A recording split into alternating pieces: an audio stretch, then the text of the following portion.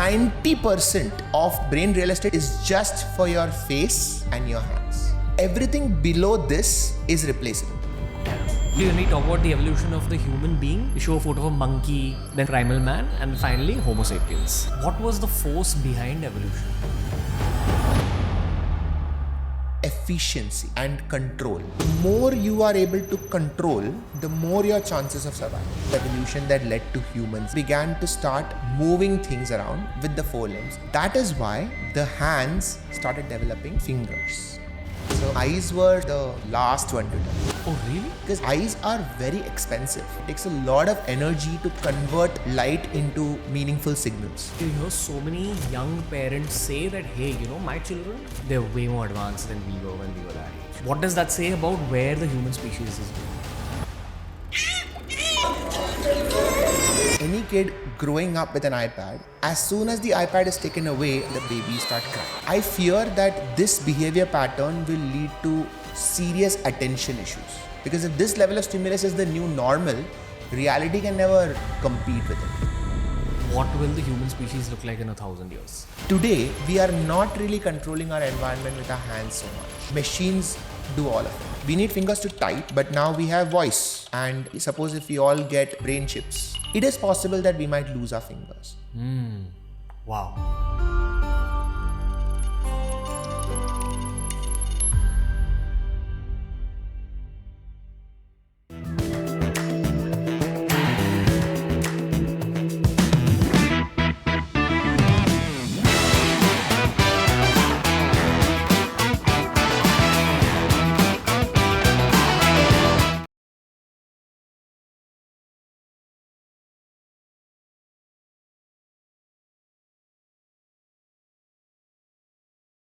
We began the last episode with the intention to talk about the next stage of evolution for the human species. But in order to understand the next stage of evolution, it was important to explore the present stage of evolution. And mental health issues are more rampant than ever. Therefore, that conversation went into the realms of mental health for the sake of this conversation.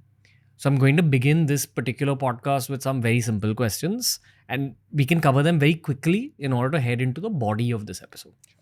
So Doc, first and foremost, let's do a recap on what neuroplasticity means. Sure. In the brain, there are neurons that connect with each other. The pattern in which those neurons connect with each other will decide your thoughts, your behaviors, your thinking patterns. If you want any of these things to change, the neural connections need to change. That ability of the neurons to change their connection is neuroplasticity. So every time you learn something new or unlearn something that you've learned before, that is what neuroplasticity is. Gotcha. Okay. Now for the key question for this episode, which is also my favorite subject when it comes to the realms of science, the evolution of our species. Yeah. Usually when we talk about the evolution of the human being, they show a photo of a monkey, then primal man, then slightly more evolved primal man, and finally Homo sapiens. They don't show us what's happening next. I think that within the realms of science, perhaps neuroscientists are the people who are the closest to answering that question. In terms of where is the brain going next? And that's what we're going to discuss in this episode. Yeah. But I'd love for you to quickly take us through the timeline of evolution, beginning from us being unicellular organisms. Wow. Because you said that the limbic system is ancient. It's ancient, yes. Right? What's the most ancient system in the brain?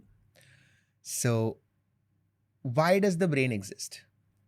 Because we have to navigate a complex environment. So the first unicellular organism realized that, now I'm using a lot of words that I'm using as a conversation. So realization, I hope that people understand that the way that an animal realizes something is different from the way a human realizes something. But the way evolution worked is life needs to survive. For life to survive, it needs to hunt and it needs to protect itself. So unicellular organisms don't have neural networks. There's nothing called nervous system in a single cell organism. Like a bacteria does not have a nervous system. A virus does not have a nervous system. But eventually, unicellular organisms figured out that if they work together, they can get more things done. Now, these figuring outs were happening at a chemical level. So, at a chemical level, the unicellular organisms started clubbing together and started working together. And that is what led to multicellular organisms. What is reality for that unicellular organism? Because it can't see things, No. it can't feel things. No. But it exists. So, how do we define life? Now, very quickly, we have gone to one of the hardest problems in not just science, but also philosophy, spirituality. We are trying to define what is life and what is consciousness. I will say right at the start that we do not have a clear answer, right? Because if you did, that would be a huge leap forward. So, we won't sit here and pretend that we have the answer to what defines life. But there are some hypotheses, there are some working definitions that we can use for this conversation. So we can say that life is any organic matter that is capable of sensing the environment and adapting and reacting to it. That is life. So anything that can sense something around it and change its output, you can say that it is life. So how do you know that a rock is not alive? Because a rock does not react to what is going on around it. A rock is the same wherever it is, whatever is happening around it. But even a small plant will change depending on the season, depending on what is going on. If there is dryness or if there is water, it changes, it reacts. So you say that there is life in this. When it stops reacting, you say it is dead. Right? That's like a working definition of life. So that's why I would say that a bacteria is alive, because a bacteria can change its cell wall. A bacteria can change the chemicals inside itself based on what is going on around. A bacteria can eat or take up something that can give it energy. So it is capable of sensing and it is capable of reacting to the environment. Everybody agrees that bacteria are alive. The confusion is, are viruses alive? And even before viruses, because some viruses only have a strand of DNA or a strand of RNA. From non-living to living. Correct. Damn. From unconscious to conscious. So basically, whenever anything is capable of sensing the environment and reacting to it, you would say that there is some evidence of consciousness. So consciousness is not a binary. It's not that you are conscious or unconscious. Consciousness is a spectrum. And it depends on your ability to spot reactions that you can say something is conscious or unconscious. So for example, there are certain human conditions where the person may not be reacting at all, and you can say the person is unconscious, but actually the person is conscious. Like? So there's something called locked-in syndrome, where a particular part of the brain in your brainstem, it's an area called pons, P-O-N-S. If there is an infarct there, if there's an injury in that part, you become completely paralyzed. You can't move your hands, you can't move your legs, you can't speak, you can't do anything. You're completely paralyzed. But you are able to sense. But there's no way for people to know whether you can sense or not. So you can hear everything I'm saying, but you can't respond. Not even with your eyelid? Nothing. So there are some small eye movements that sometimes may be possible, but people have been thought to be in coma while they were actually not in coma. They were just paralyzed completely. So these are interesting things, and you can't know unless you have an MRI and you do those tests and all of that. So back to evolution, like this glass is not doing anything. It doesn't seem to have any purpose in itself. It will only move when we move it. Whereas a bacteria would not do that. It has a sense of purpose. At some point, bacteria combined with other bacteria and formed multicellular organisms. So like fungi, So there's something called hyphae, or hydra. So those are sort of fungal creatures that had multiple cells attached together. So those are called as multicellular organism. Still no nervous system. It's still all chemical. So from one side of that organism to the other, all the information was being carried through chemicals. Eventually, the multicellular organisms became bigger and bigger, and the organism realized that for information to travel from one side to the other, it was taking too long. So imagine that in human evolution, if there were two towns, so Mumbai and Pune, and something very important is happening in Mumbai that Pune people had to know. And the only way that Pune could know is by writing a letter and physically transporting that letter. It would take too long. So evolution figured out that instead of chemicals, what if we use electricity to transport information? And that is the first time that nerves evolved. Simply for speed of transfer of information. So now just think about this for a second. All this so that you know what is going on around you. So imagine if you lost your eyes. Imagine if you lost your hearing. Imagine if you lost your touch. Close your eyes and just imagine what would it be like if you could not see or hear or touch. Would you even know that you exist? You can't sense anything. There is nothing. The reason that you know that you are here is because your nervous system is giving you information from the world. And that started in that amoeba. The first time those neural networks started developing, it was able to transfer information.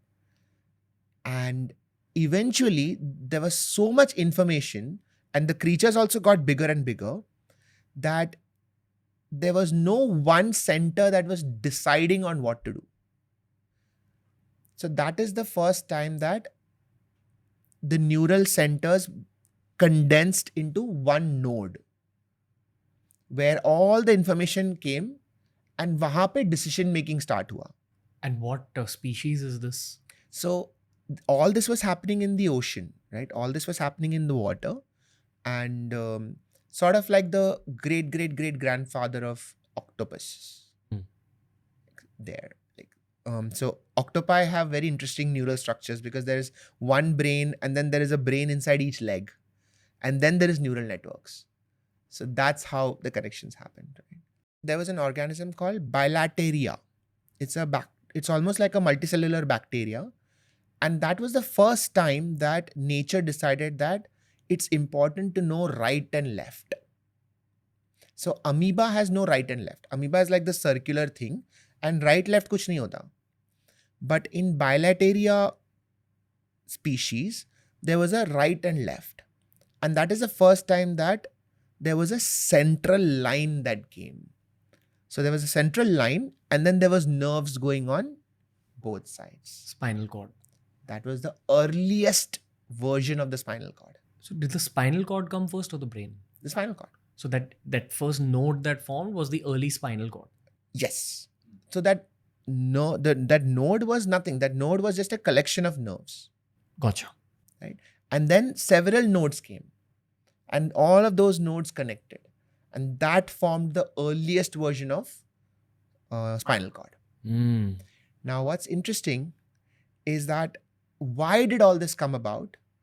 So that you can get information, so that those creatures can hunt for food. There is nothing else in life except looking around and getting food for energy.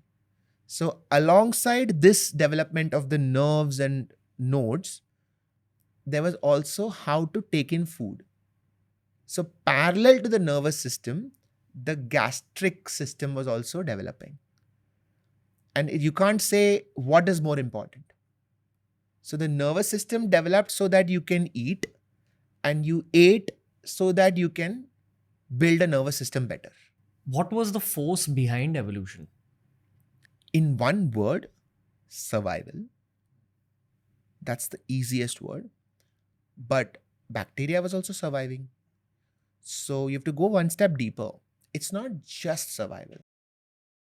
Because why did evolution keep pushing forward?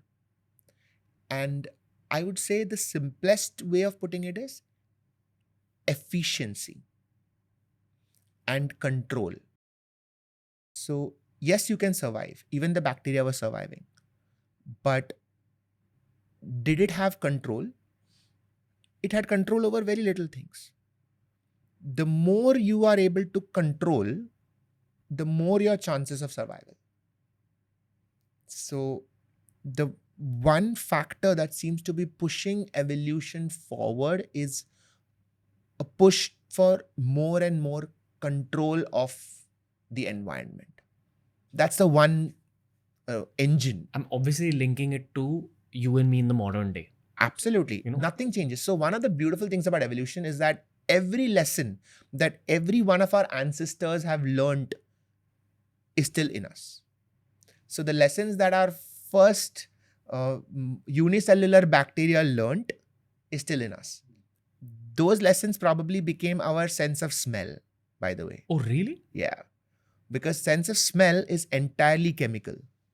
And sense of taste is also chemical. Imagine how much of evolution needed to happen to get the ability to convert rays of light, which are photons, into signals that you can understand.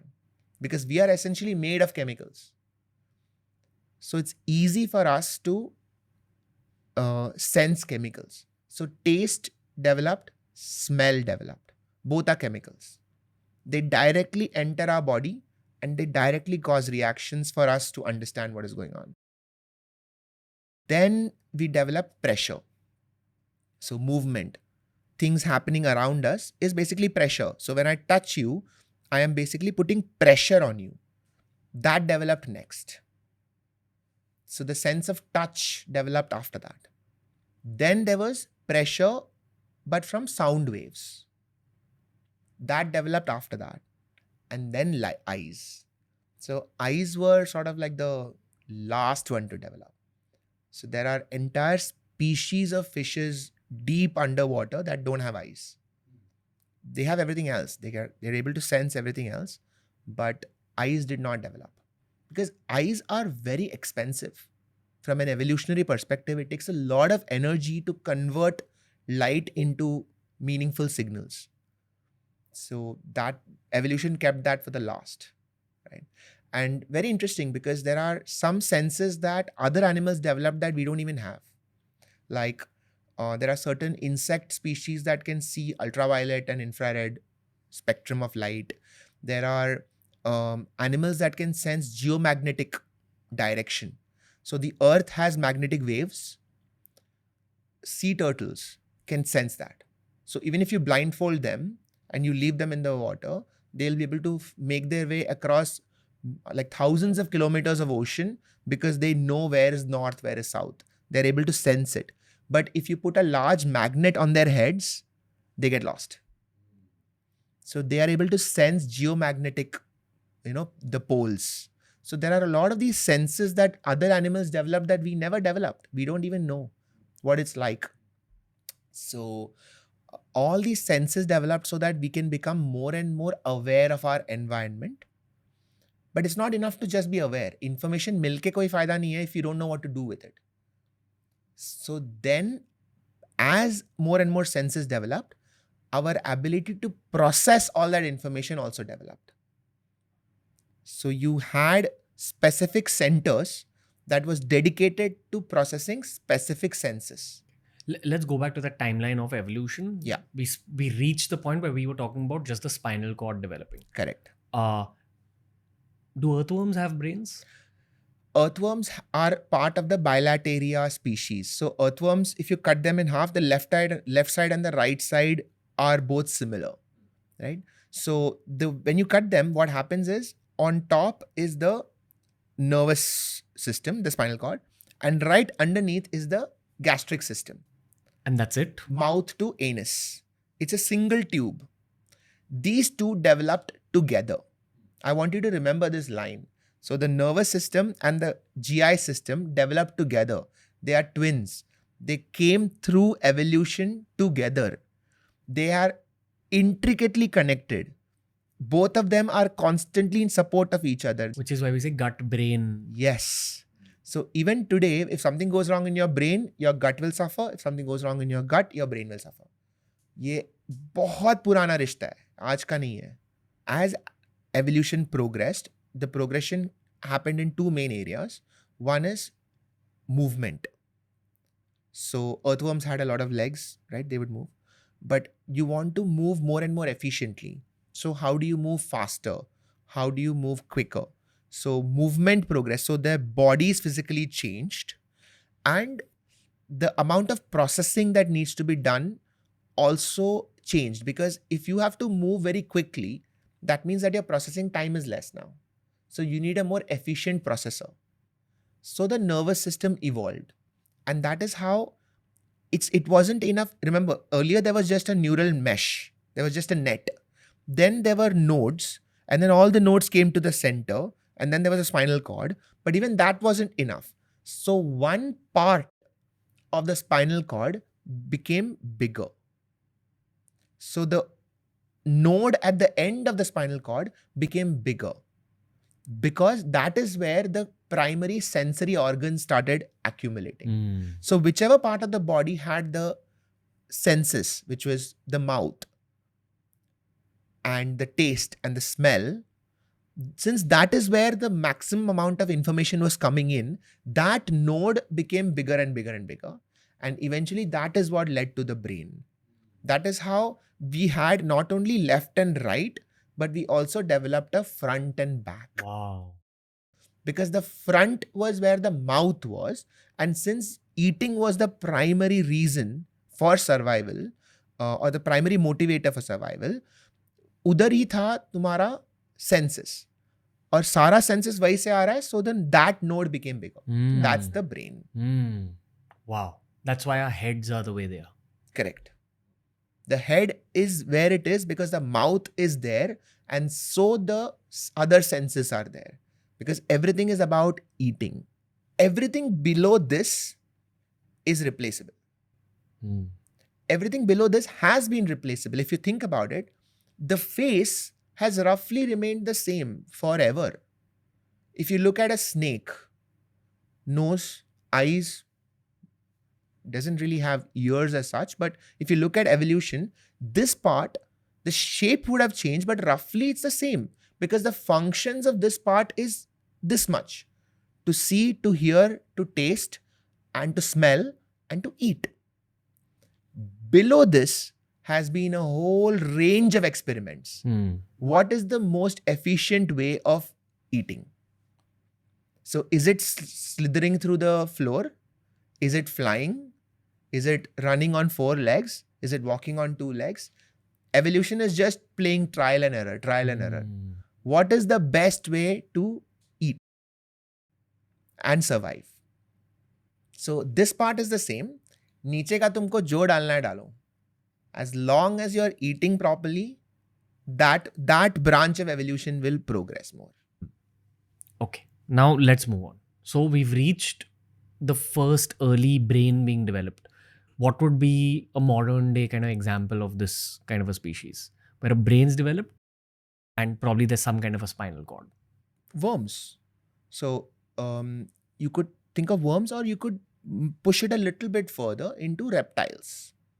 So early reptiles. Fish? Fish also. Yeah. So depending on, so here again there is a differentiation because some creatures stayed in the ocean and some of them crawled out. So it was the earliest form of reptiles that crawled out. So those are called as amphibians. So the ancestors of crocodiles, for example. So they can both be in the water and outside. Sea snakes. Sea snakes. So there are all of those reptiles. They are able to function both in water and out. So that happened, and then evolution progressed underwater also and outside the water also. Eventually what happened, if you are out of the water, you need legs. There is no use for legs and hands underwater. So underwater, what you need is fins. What you need is long tails. What you need is a aerodynamic body that can go through water quickly. Whereas above, you need legs because you need to propel yourself through the ground faster. And that's how reptiles kept evolving. And eventually, again, there was further breakage. You got mammals, because earlier all the creatures were born through eggs, and then you got mammals. I just want to rewind a bit. Reptiles, according to the timeline of the Earth, became the dinosaurs that we knew. Correct. Right? Correct. Along with the dinosaurs, some of them evolved into, I believe, shrews. Yeah. Right? Yeah. Shrews are the ancient ancestor, I believe, of monkeys.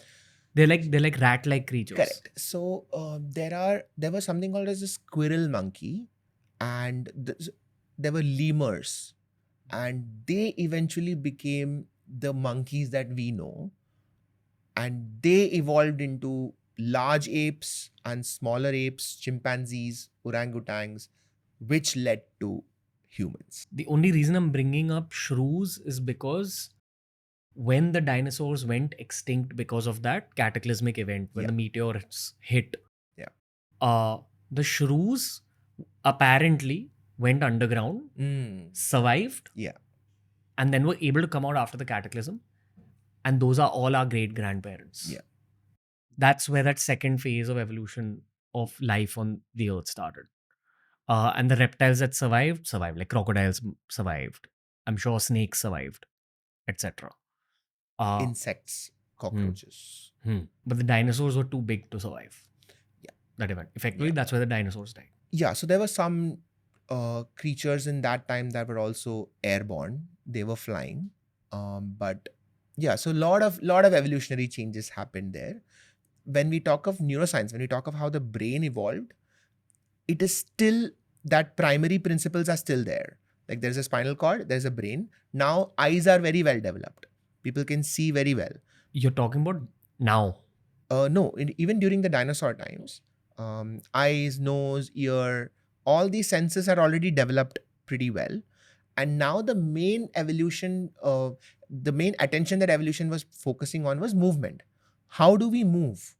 I'm sorry, I'll have to pause you a little bit here. Sure. There's a very common phrase called the reptilian brain, which is very alive in us today as well. Yeah. So I'm going to have to ask you to come back to 2025 and talk about what the reptilian brain is, because we share this with the dinosaurs. Yes. So the reptilian brain is the most primitive part of the brain. That is where your brain stem is. And the reptilian brain is responsible for the core survival parts of our body, which is breathing, your heart rate, and your core defense mechanisms. So that fight and flight का जो सबसे basic structure है, वो reptilian brain में है. ठीक है? It doesn't even cover the limbic system as it exists today. That is still not reptilian brain. Reptilian brain is even before that. So it is primarily your brain stem, and it has your core attraction towards food and running away from danger. Itna hai reptilian brain mein. That's it. And that still exists in us today. So whenever you have an urge to not die, whenever you have an urge to eat something, or whenever you have an urge to have sex, it's actually a gift of your reptile ancestors. They felt the same. Yeah. Do you think reptiles even get upset? There's no way to know. I'll tell you where I'm coming from. We'd gone to Vantara recently and we documented it. And there was an interaction we had with the crocodiles where Forrest Galante was guiding us through it. He patted onto the crocodile enclosure and all these crocodiles came towards us, and there was like 100 crocodiles in front of us. Wow.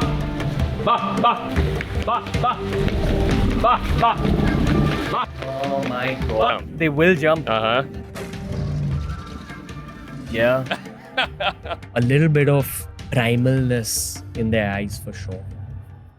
And there was just deadness in their eyes. Mm-hmm.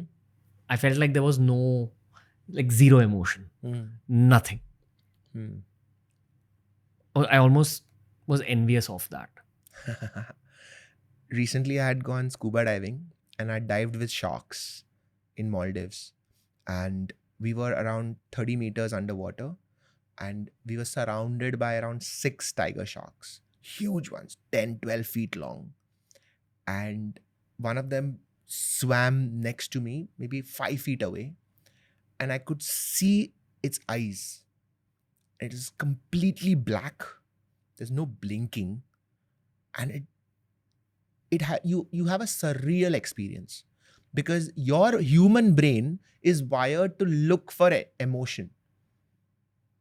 Every time you look into someone's eyes, you are looking for some sort of emotion. You're looking to understand what is going on. You cannot understand what is going on in a shark's brain by looking into its eyes. Or are things even going on? It is thinking of something. It is reacting to the environment. It is alive. It's not dead. It will act. It might bite you. But you are looking for signals from its eyes whether it will bite you or not.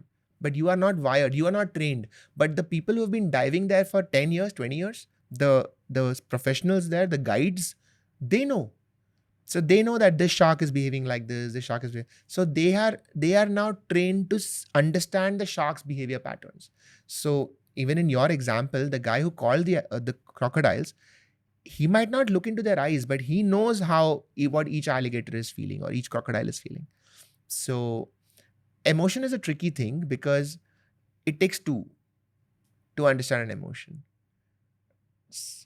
You also need to learn that animal's emotional behavior patterns. So if you are seeing a crocodile for the first time, you won't understand anything. But they do have some reaction. And you can see this with pets all the time, right? Like with cats, with dogs, you know that some things you can say, you shout at them, they'll go to a corner and sulk. That is upset. Sometimes they'll just look into your eyes and you know what they're thinking. Yeah. They're actually trying to convey something to you. Yeah. And that's also your empathy because it's not that it's their thought, it is your thought. And you will now act accordingly.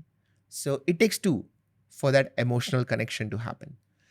So coming back to that evolutionary story, the reptilian brain is not really capable of expressing emotion. The reptilian brain can't do that. In fact, at the reptilian level, the facial muscles are not even developed enough to show expression. ये भी बात है ना कि communication कैसे करेंगे? हम लोग जब when we look at the face, there's more than 50 small muscles in your face that is capable of doing all these expressions. A reptile's face doesn't have so many muscles. Its muscles are very simple. Jaw open, jaw closed. Eyes, whatever, that's it. Turn head. It's much simpler. So we are looking for expressions that it is physically incapable of making. That is the communication gap. Okay. Was there a difference between the brains inside the shrew's skull versus the brains inside the dinosaur skulls because they were present at the same time? Correct. So the difference would be not very big. This is where the differences really started when we went from egg bearing to mammals. So I think it's called oviparous and viviparous. So when creatures were born in eggs versus when creatures were born when the female of the species would carry the baby and deliver the baby, gradually there was a difference in the way that the brains evolved. At least in our branch, what was happening was we began to have more and more use of our forelimbs. So we have forelimbs and we have hind limbs. So forelimbs is the limbs that are in front, closer to the mouth, and hind limbs are the ones that are closer to the anus. That's pretty much the difference, right? And in the branch of evolution that we come in, the forelimbs began to be used for other things than just walking. Whereas in all the other branches, like cats and dogs and horses, the forelimbs and hind limbs are exactly for the same purpose, for walking, for running. There's no difference. just in our branch, we began to start moving things around with the forelimbs, and gradually there was a shift in our center of gravity backwards. And this was an experiment. The way I see it is, this was an experiment. It could have worked, it could not have worked. If it wouldn't have worked, we wouldn't be here. As simple as that. It's how rats kind of go up like that. And Right. squirrels go up. Yes. So the squirrels were actually, so some of the rodents, the squirrels would pick up a nut, right, and eat that nut like this. And even beavers in the forest, the beavers were able to use their four limbs to say build a dam. You know, those, you've seen stories of water coming in and beavers building a little dam. So gradually some of the animals figured out that they can balance themselves on the hind legs and still move their four legs to get more things done. Before that, the only way to interact with the environment was with our mouths. So if you look at a dog or a lion, the only way they will interact or move anything is with their mouth. They will pick up their babies with their mouth. They will hunt with their mouth. They will eat with their mouth. They will try to clear the area with their mouth. Everything is with their mouth and their face. There's no other way to interact with the environment. More control is possible On the environment. on the environment if you use your hind legs for something else and four legs for something else. So their brain started evolving. Because of the usage of the hands. Yes. Hmm. And that is why the hands started developing fingers. This was a huge thing. I cannot stress how big of a thing developing fingers were. For the journey of the brain. Yes. Simply because till now, dexterity or moving small things accurately was not an option, which is why fingers evolved. And so evolution realized that you can have more control over the environment by learning to move particular digits independently. Huge thing. Cut back to 2025. Is there still an evolving relationship between your hand and your brain? Absolutely. If you look at the brain, there's something called as the homunculus. So the homunculus is a shape in your brain that represents what part of your brain controls what part of your body. Okay. So you would imagine that you have your legs, 2 hands. So you would imagine that all of these parts will get equal amount of real estate in the brain, because the brain real estate is very precious. Ek millimeter is very precious and fought for.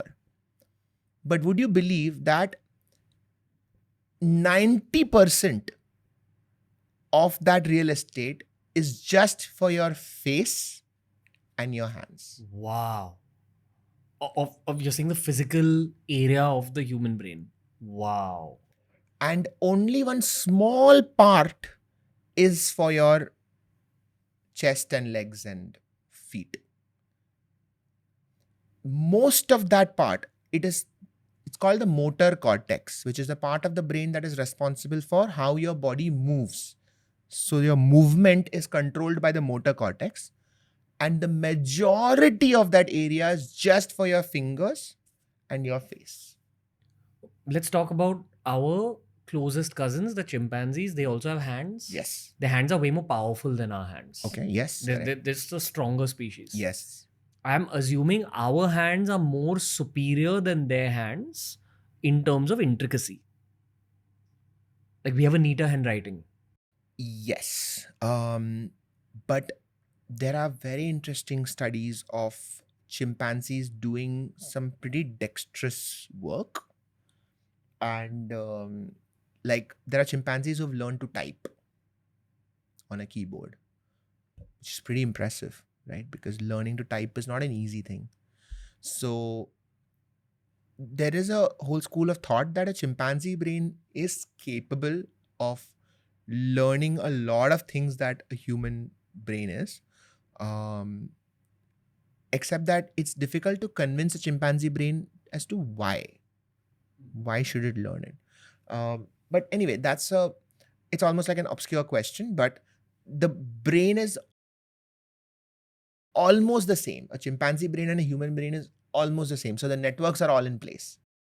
And chimpanzee brain also has dexterity. So there are monkeys who can work on a Rubik's Cube, which takes a lot of dexterity, like turning and all of that. So it is possible.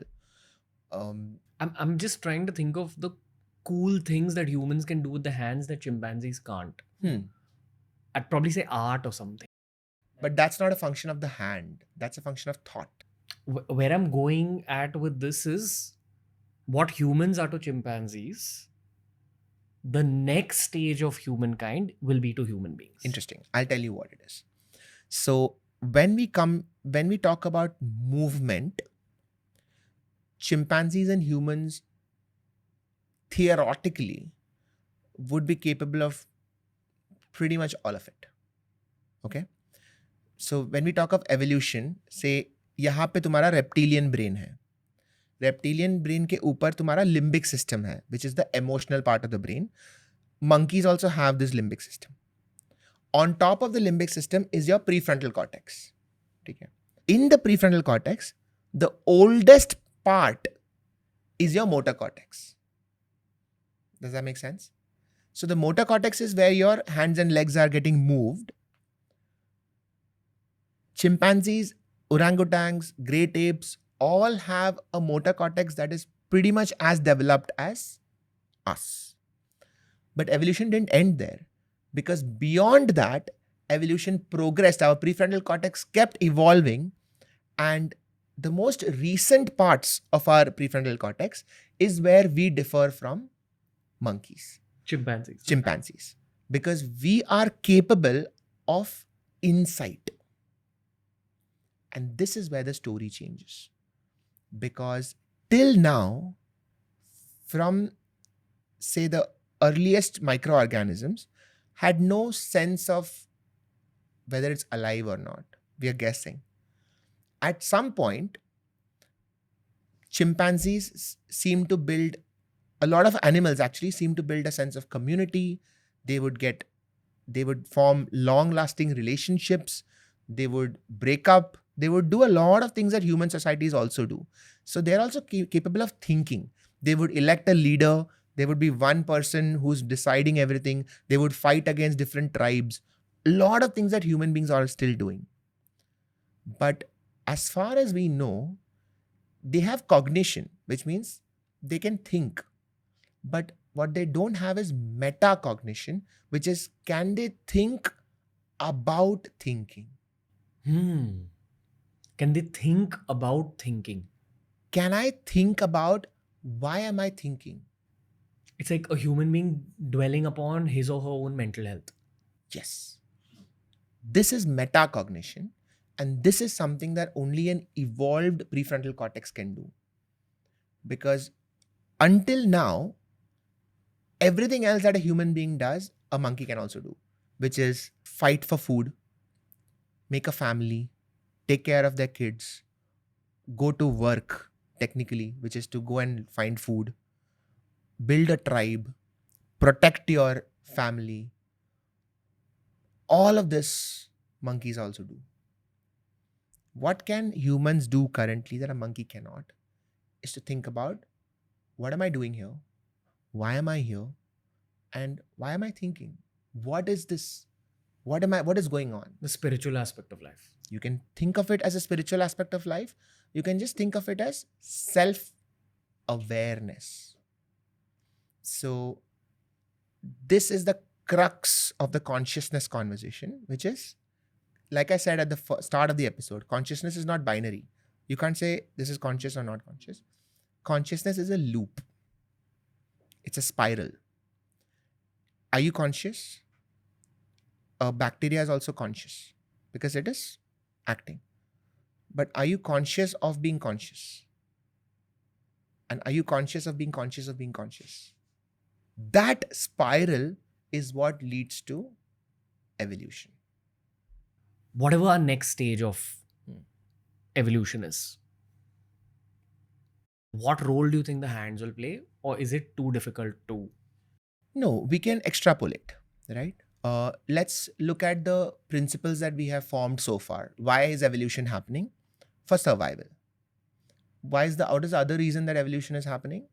For control of our environment. So why did hands evolve? Because we wanted to control our environment better. Today, we are not really controlling our environment with our hands so much. Because now we have found third-party tools to control our environment for us, right? Because monkeys needed to evolve hands because they wanted to dig and they wanted to look for things and they wanted to climb and they wanted to break a fruit off. Today, machines do all of it. So technically, we don't need fingers so much. We need fingers to type, but now we have voice.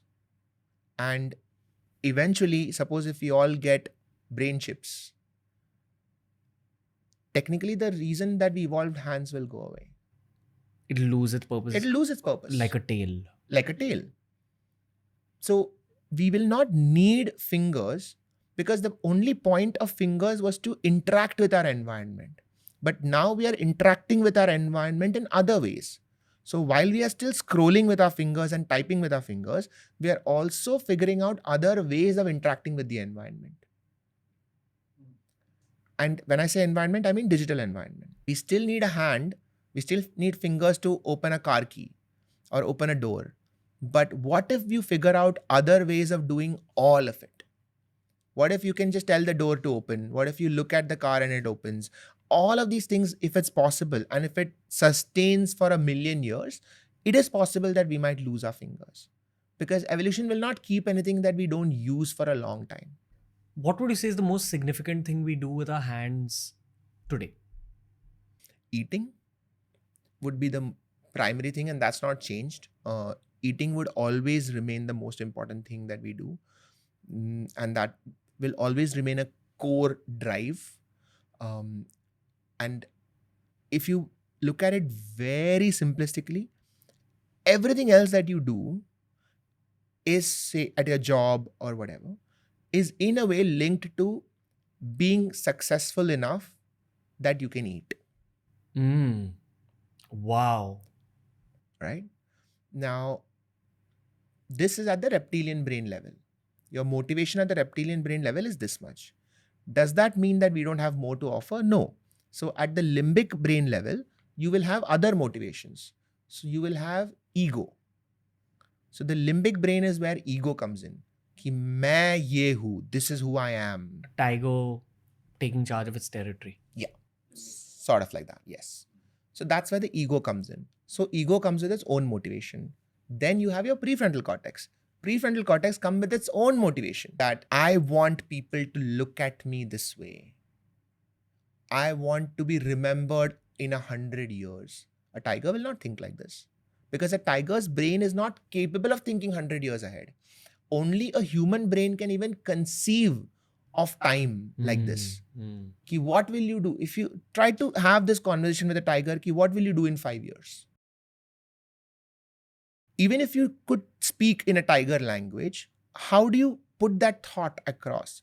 Because for a tiger, it's all day to day. I'll wake up and then whatever my body is telling me to do, I will do. How do you plan 5 years ahead? The part of the brain that does that is the prefrontal cortex, specifically the frontopolar part of the prefrontal cortex. Can we talk about the perception of time within the human brain? Yeah. A lot of astrophysicists I've spoken to on the show have said that actually physics has still not understood what time is. It's just a convenient means for certain mathematical equations that we use to explain the nature of the universe, which is what we term as physics. But no one's understood what time is.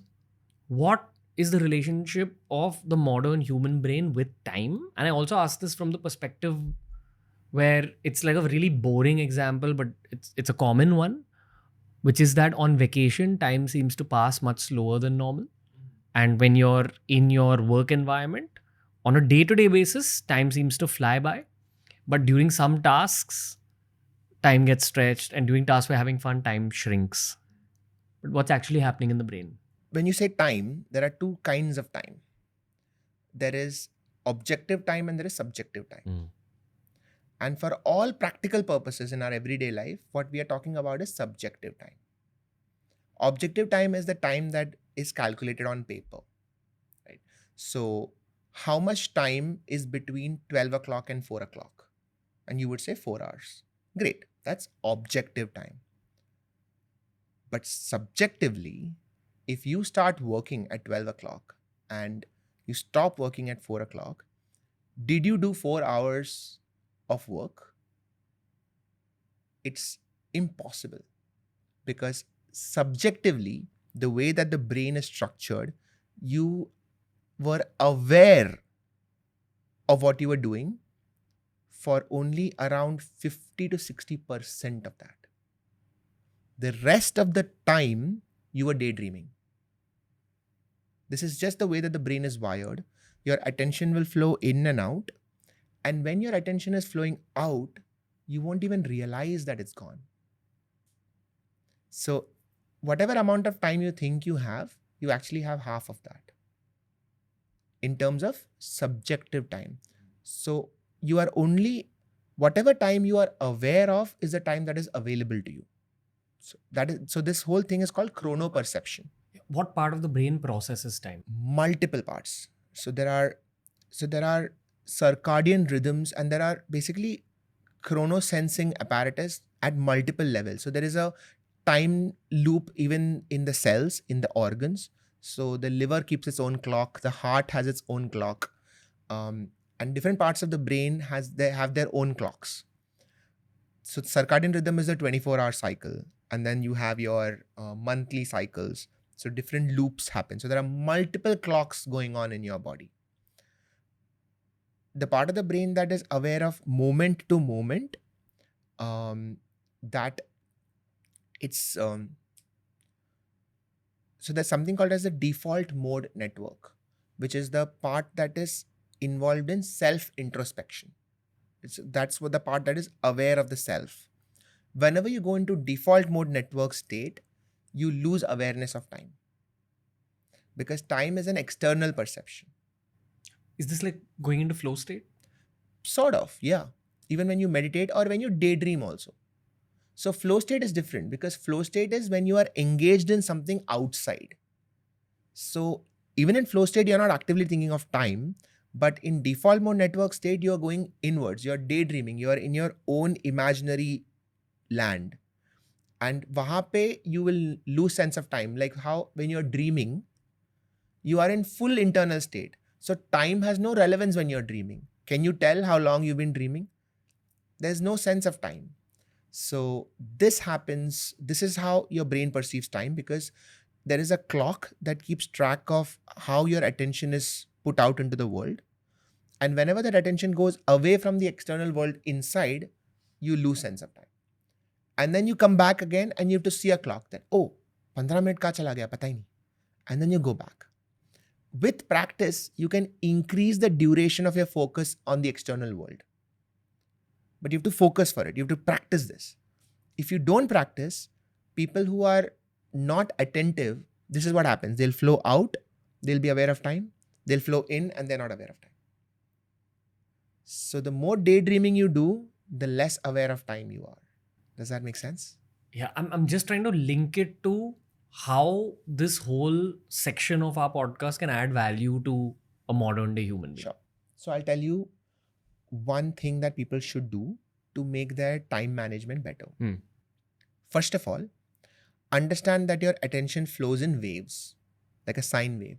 Your attention will come and your attention will go. Expecting that you will have constant attention for 2 hours, 3 hours is not possible. So first step is understand that attention is coming in waves. That's why you should focus in waves. The Pomodoro technique is a great method. So 20 minutes, set an alarm, sit, know that as soon as the alarm goes off, you will stop and then you will relax. So you are learning to sync your attention with the waveform that already exists. And so whenever you are in sync, you can focus and then you come out. and you can make more time this way. So this would be You step can be one. more efficient with More your efficient. work. Correct. So you sync up. Okay. Let's go back to the main timeline of evolution. We actually reached the point where we were talking about hands and how the development of hands was very significant for the sake of the development of the brain.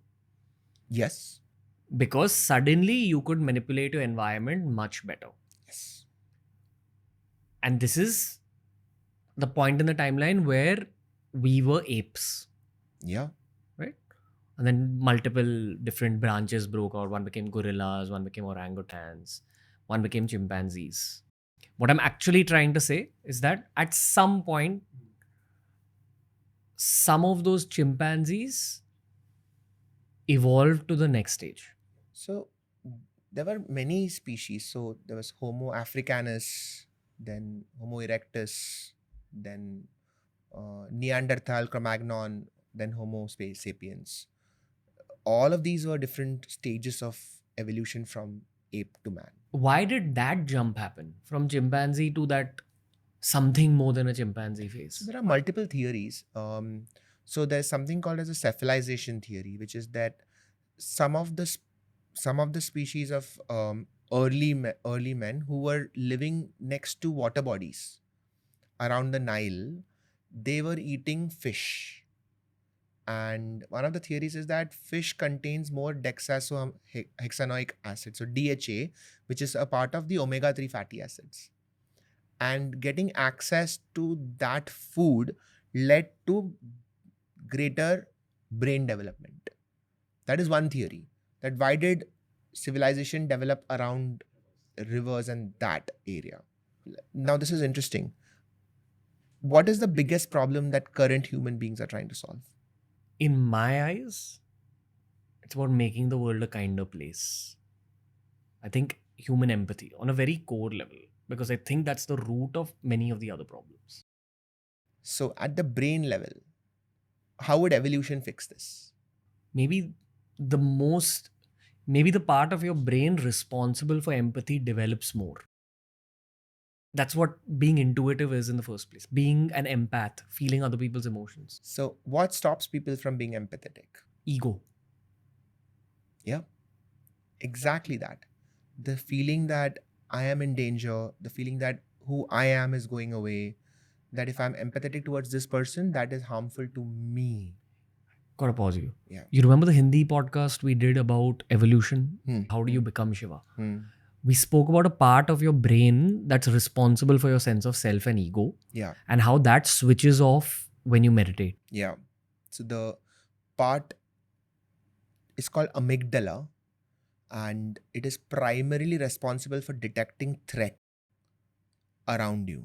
So anything that is a threat to who you are, the amygdala will get activated. It's a very useful part. It's not a bad part. You need that because the amygdala decides what is important and what is not. What should you pay attention to and what is not. But that ego, that sense of I am in danger, I need to protect myself, this identity of mine is at risk. As long as we are holding on to that thought, it will prevent us from truly getting to the next stage of thought.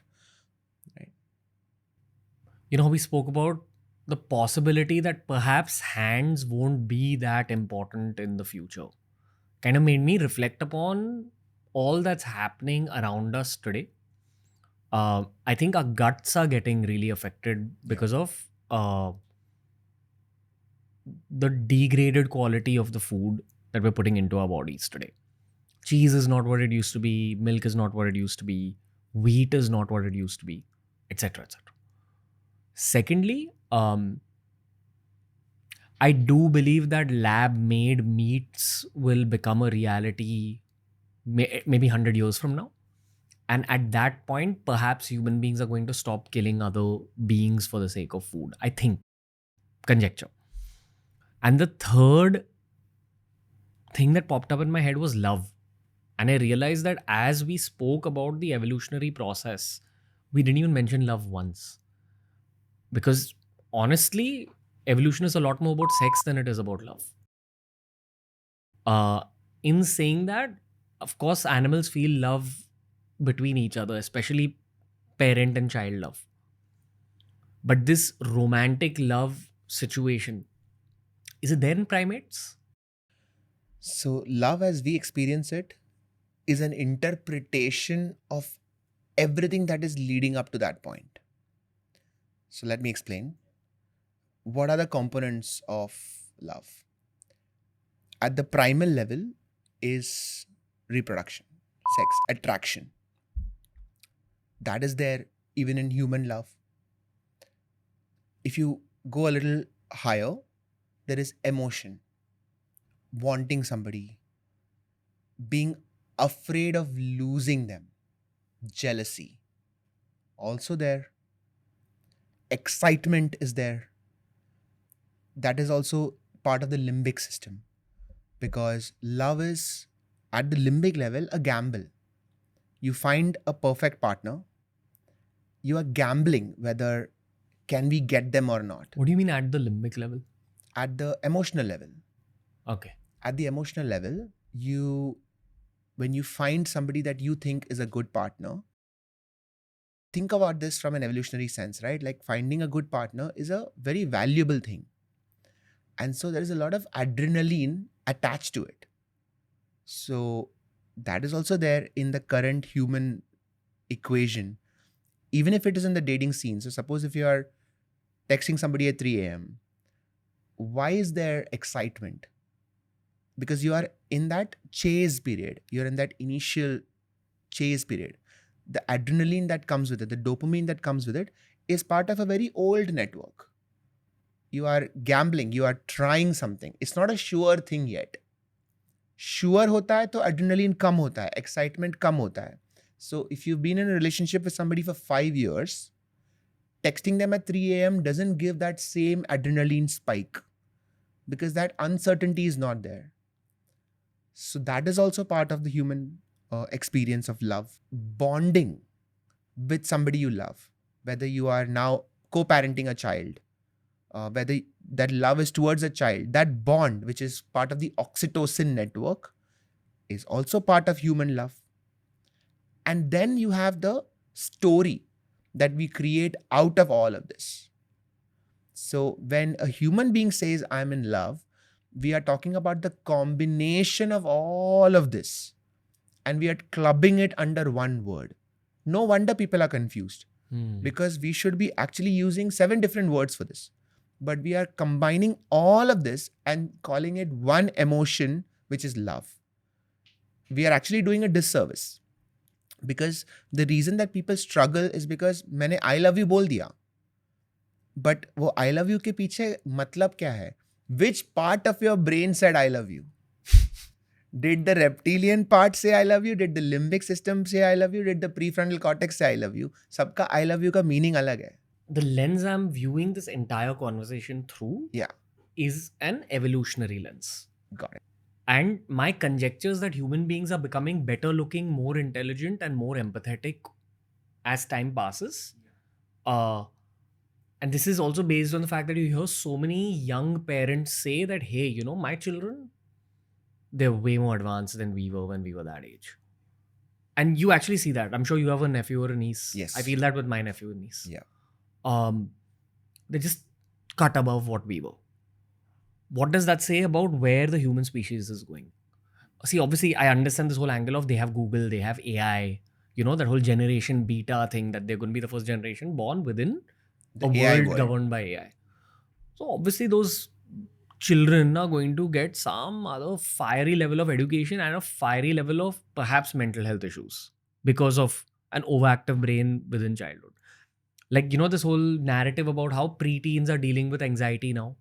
We didn't know the word anxiety when we were preteens. So how far back will that anxiety start happening now to generation beta? They'll probably have to navigate through a lot of their own minds earlier in life. But I'm curious to see what Gen Alpha and Beta are as people in their 30s, when you and me are like 50, 60 years old.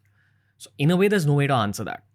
But loosely speaking, we can kind of see the trajectory of where the human species is going. Yeah, we can speculate, because one of the reasons for anxiety is that we are getting in more information than we know what to do with. Right? So that way I feel that our generation was at a disadvantage, because when we were growing up, when our brains were developing, we didn't have access to that much information. Because I remember spending the first 13 to 15 years of my life reading Childcraft and Enid Blyton, and there is a certain rate of information transfer that can happen from books, right?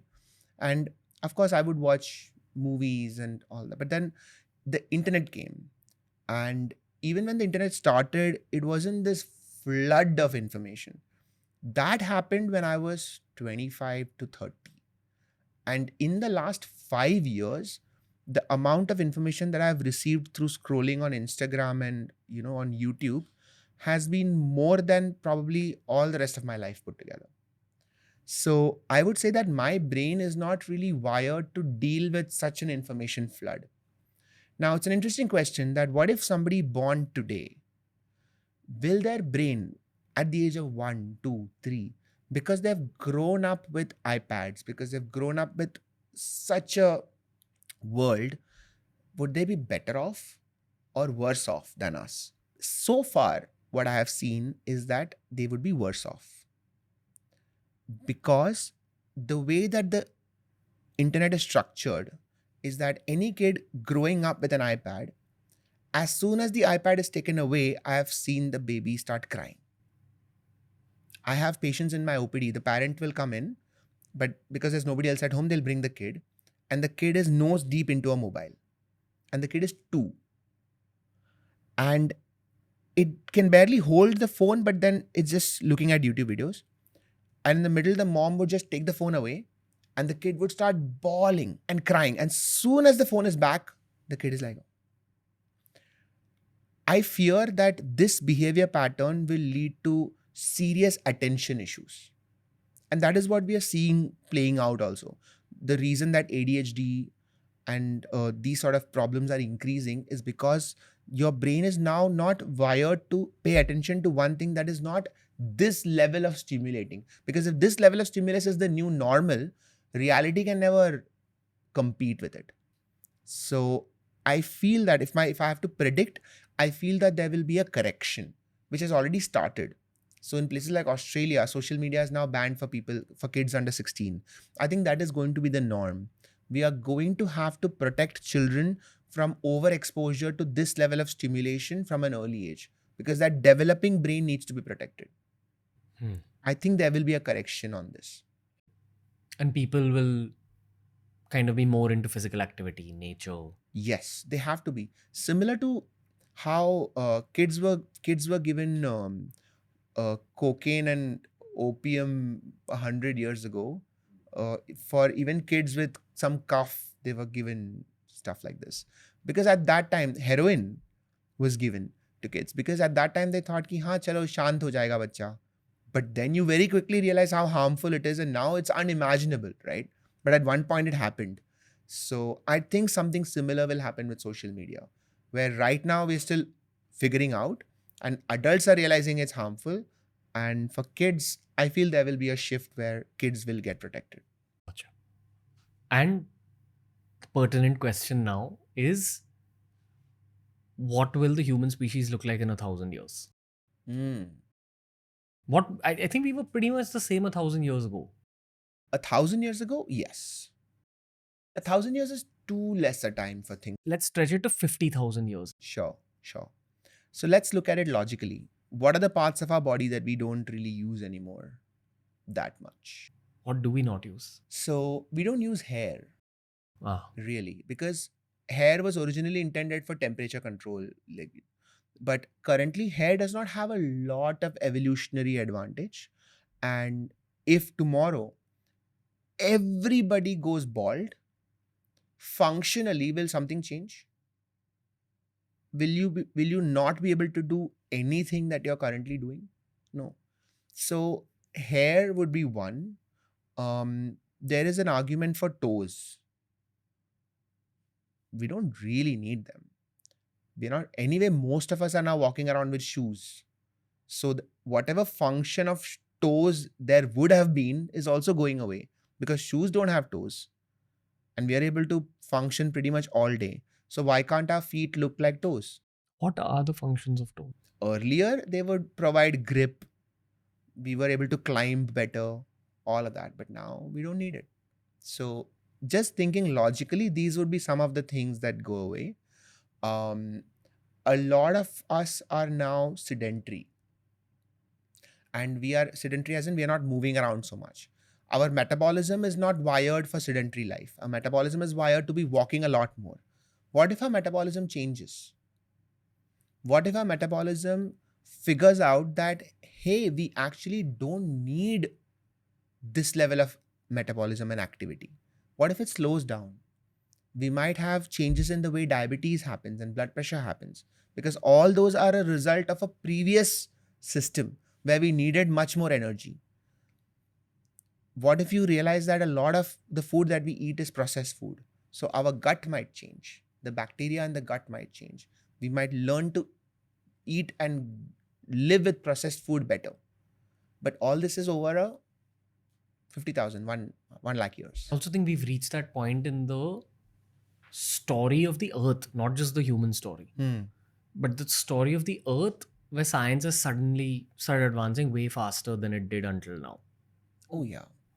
So, what Yuval Noah Harari says is that obviously the next species will have machines incorporated into its own biology, Right. which is nanobots as well as Neuralink style brain chips. Yeah. I can see that happening. Absolutely. I think that's a very obvious. So evolution is now proving too slow. Because like we said, natural evolution would take 50,000, 1 lakh years. But when have we ever waited that long for anything? Like, we will make it happen. So this is where androids will come in. But because this is a brain-centric episode, Yeah. Whenever you speak about the prefrontal cortex, you say that this is the newest part of the brain. Yes. My question to you is, within the prefrontal cortex, what's the newest part?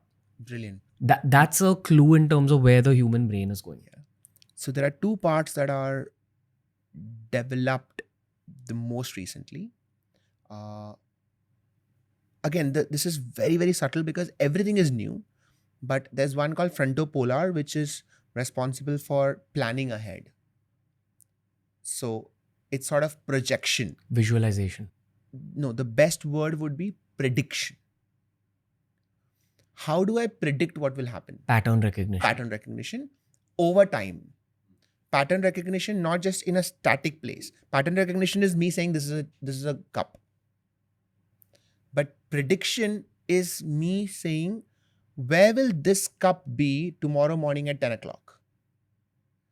For that, I will need information as to what your house habits are.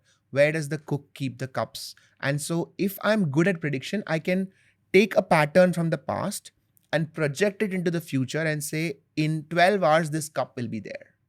The better I am at prediction, the better is my survival. This is where humans differ from animals. Which over 50,000 years could possibly become a stronger sixth sense. Yes. So a stronger sixth sense could very well be the next stage of evolution. You can call it a sixth sense. This is simply better cognitive ability. It's not a sense. We are basically putting whatever we are sensing to better use. We're processing all the data around us much better. Exactly. Exactly how an AI neural net works. Correct. Okay. And so if you have the ability to incorporate AI into our prediction patterns, we would be able to make even better prediction. So imagine if you have an AI chip that is now able to process all of this. And then if you ask me, where will the cup be tomorrow morning at 10 a.m.? It might be instinctive for me. Of course, it will be here. In fact, I might be able to tell you where will it be in 1 week based on previous patterns. So that calculation ability might seem like magic today, but it is simply information processing. How well can I process information? Right? So this is one part. You said there's another part. The other part is the part that is self-introspective. Animals couldn't do this. But there's a part called as the ventromedial prefrontal cortex, which is outside the part outside is called dorsolateral prefrontal cortex. That is the part that is responsible for executive functioning. Executive functioning basically means logical thinking. How do I plan my action? So if you ask me to set up a chessboard, I will be able to plan. Or if you ask me to make chai, I'll be able to plan the sequence. Ki pehle, keep the utensil, add water. What is the sequence of action? How do I plan it? That part is the dorsolateral prefrontal cortex. Logical thinking, looking ahead. Inside that is the ventromedial prefrontal cortex that has the ability to think about emotions. It's new. Animals can't do that. We can do that. We are able to look at ourselves and say, I'm feeling sad. I'm feeling angry. And I say we, but I would say that a lot of humans can't do it because this takes effort. So introspection, looking at yourself, understanding what is going on within you is a new skill. And that is where spirituality comes in. Exactly here is where spirituality comes in. Because when one begins meditating regularly in life, it's discomforting. You're made to face your own truths, and that's why most people stop meditating. Or your brain's overactive. You can't Not even meditating, they won't even journal. They won't even think about their emotions. They don't even want to address the fact that they are feeling something. You're challenging the part of your brain that's at the brink of human evolution. Yes. That's not everyone's cup of tea. No. Today, I believe that somebody who's capable of regulating themselves are at a better place than somebody who's not. Because somebody who can regulate themselves better, I believe would be able to deal with their own stresses better, which means they are at a lesser risk of mental health issues. What do you mean by regulate themselves? If I am upset, what do I do with it now? Okay. That is regulation. Viewing your own inherent emotions as external to whatever's viewing those emotions. Correct. So far in human history, the successful people have been the ones who could solve external problems better. So Thomas Edison could invent a light bulb. He is successful. Elon Musk could create whatever, Tesla company or SpaceX. Successful. And that will continue. The world will still need human beings to solve external problems, and all entrepreneurs will be rewarded. But just as important as external problems are internal problems. And so far, the people who are good at solving internal problems was not given importance. But the rise of mental health issues highlights how important it is to be able to solve internal problems. And so in the future, the successful people will be the ones who can do both, solve internal as well as external problems. And you will get importance. You will get validation if you are able to sort yourself out. Okay. Again, I got to recap our Hindi episode from a couple of years ago, I think, where we spoke about that part of the brain responsible for ego. Amygdala? Amygdala is part of it, yes. What's the part of your brain that identifies the limits of your physical body? Like, I know my finger is about a meter away from my eyes right now. Yeah. There's a part of the brain that... So this is called interoception, which is awareness of your own body's personal space. And this is a part of the parietal lobe. So the parietal lobe is responsible for recognition of space. And one part of the parietal lobe is recognition of external space. So I know how far you are from me. But there is also a part of the parietal lobe that deals with internal space. So I know that if I want to stretch my legs, I know kitna distance mujhe lagega. I need this much room to stretch my Correct. legs. The reason I'm bringing this up is because of the story of how Sadhguru supposedly hit a certain important point in his own spiritual evolution. And it's not something that only he has spoken about. If you actually study the sages across Indian history, they all speak about this one point where the boundaries between the inner world and the external world seem to have diminished.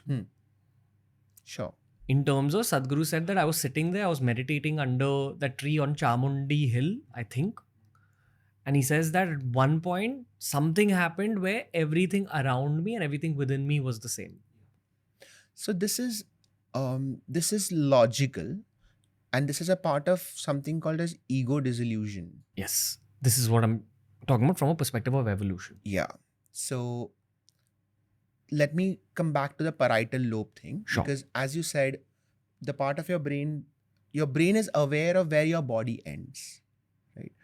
This is called personal space. Your brain always needs to know where your personal space ends.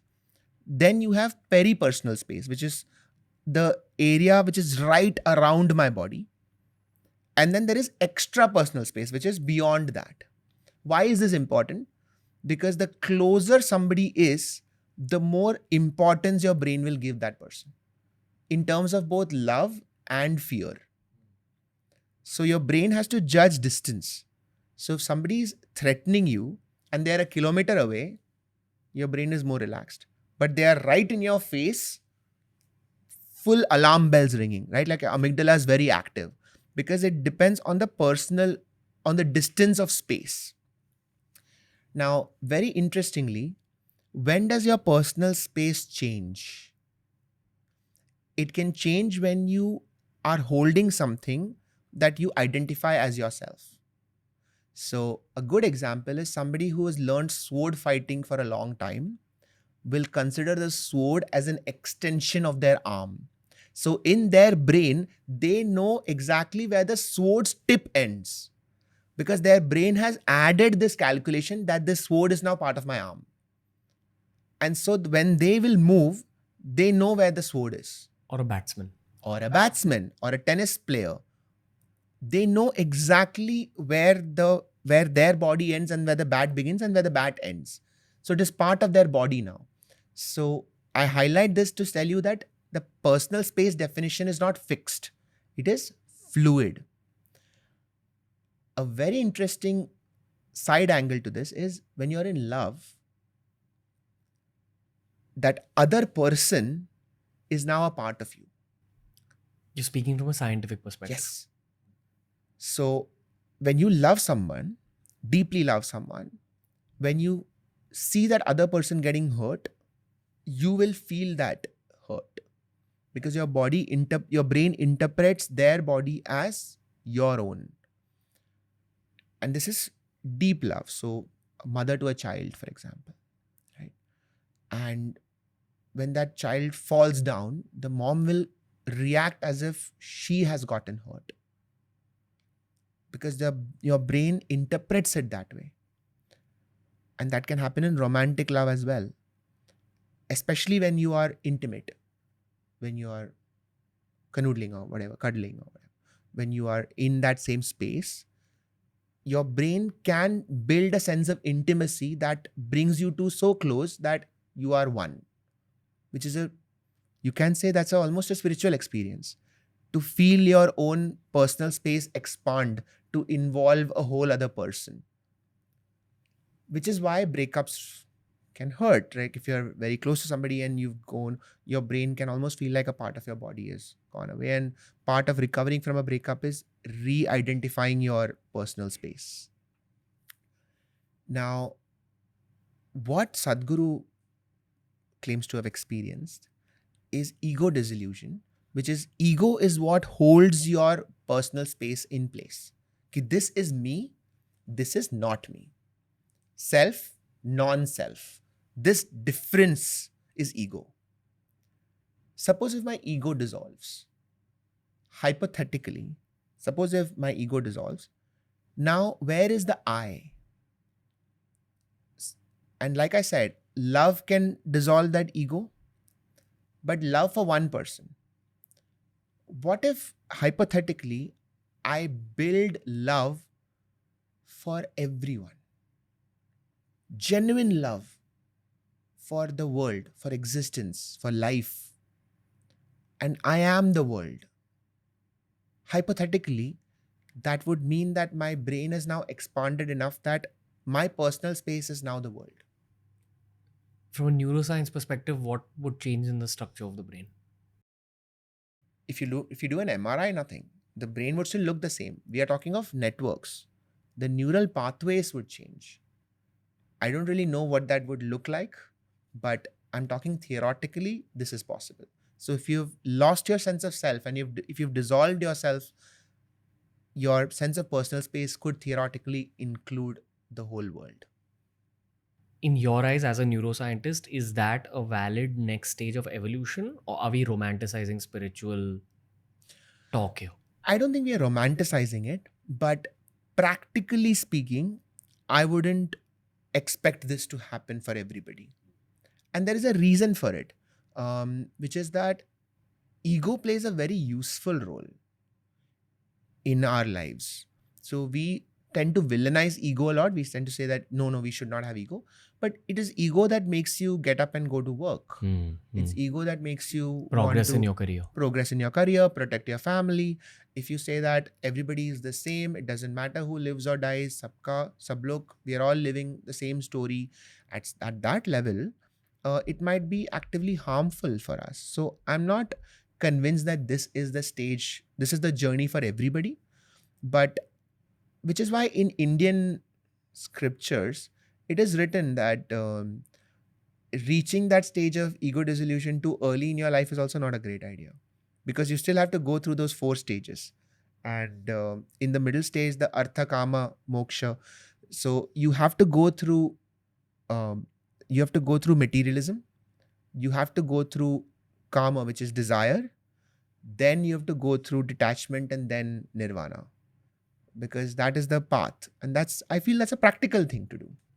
Perhaps in this final chapter, I'd like to ask you a hypothetical question, which is that if I put someone in front of you who is supposedly actually evolved, who's gone beyond the point of nirvana, moksha, as a neuroscientist, what would you ask him or her?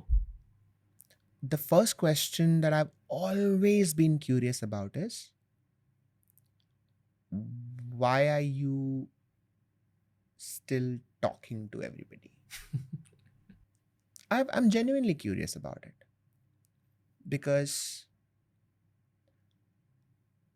if I am an enlightened person, I have no ego. There is no Siddharth. And I'm sitting on stage and I'm talking to people. Somebody insults me, somebody makes fun of me. There is no me. Somebody asks me a question, but there is no me. Where does my motivation come from to answer or convince somebody or get into a debate with somebody? Because that person is also me. The audience is also me. The questioner is also me. So why am I here? Would you ask that person anything that would further your own research and understanding of the brain? So after they answer this question, that will hopefully calm my deep cynicism. Um, because I believe that a spiritual journey will eventually end with you coming to terms with everything. And I feel like that would also settle that core desire in you to tell people things. Because you will realize that sabka apna apna journey hai. And I think that is a very rare person who will achieve nirvana and still come and talk to everybody. I think it is a very rare person who would truly achieve nirvana, which is let go of their ego to that extent where nothing really matters. Money doesn't matter, people don't matter. And still be involved in running a business or creating a brand or trying to answer questions. I think that would be a very rare person. And if so, the world will be very lucky to have that. But if such a person does exist, then, and if they're willing, then I would absolutely want to put them in a functional MRI and ask them to just talk about their experience. Just talk about how do you see life, and just see how their amygdala is not getting activated at all, how they are they focusing outside or inside? Is there an outside or inside anymore? If there is no ego, then what is their brain focusing on? Because this outside inside is a very ego perspective. What inside after that? I'm very curious. I would want to do that because people have done functional MRIs on long-term meditators who go into a trance, and we've understood a lot about how the brain works in deep trance. Like what? In terms of how your default mode network really shuts down. You are not caught up in self-introspection so much. You don't think about who am I, what am I doing, all that. And there's a very lowering of your amygdala. There's no sense of threat. You go into a sort of almost like a sleep state, but awake, where you are almost in harmony. So right now, if you do an EEG, your brain waves are all jagged, and that's normal. But in your deep sleep, your brain waves are like a wave, smooth wave. Imagine you can reach that at will.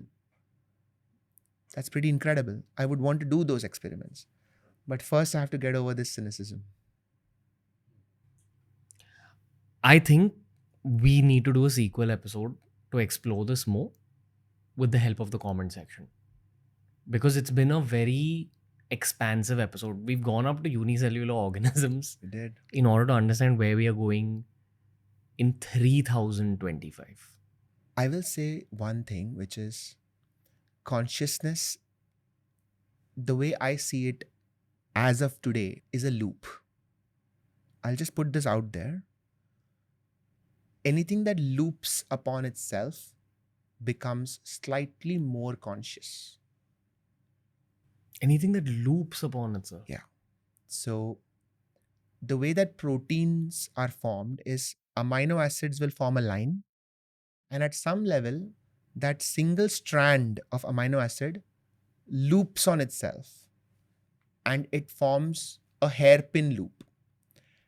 And that hairpin loop will loop on itself.